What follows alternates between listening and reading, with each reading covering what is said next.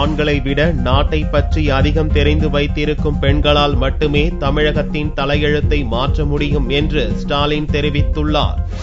Chennai Tondiarpet RK நகரில் திமுக சார்பில் பொங்கல் விழா வியாழனன்று கொண்டாடப்பட்டது.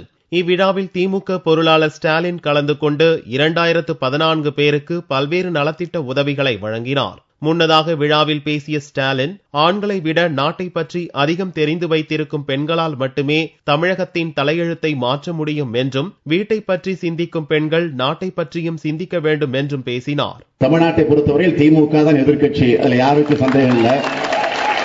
ஆனால் இதுபோன்ற நிகழ்ச்சிகளை பார்க்கிறப்ப எதிர்க்கட்சி அல்ல, ஆளுங்கட்சியே திமுக தான் என்ற நிலை இன்றைக்கு உருவாகி இருக்கிறது என்று சொன்னால், இது போன்ற நிகழ்ச்சிகள் நடத்துவதன் மூலமாக அந்த உணர்வை நாம் பெறுகிறோம்.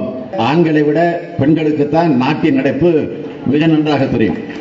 நீங்க நினைத்தால் எதையும் செய்து முடியும், எதையும் சாதிக்க வைக்க முடியும், தமிழ்நாட்டுடைய தலையெழுத்தே மாற்றிட முடியும்.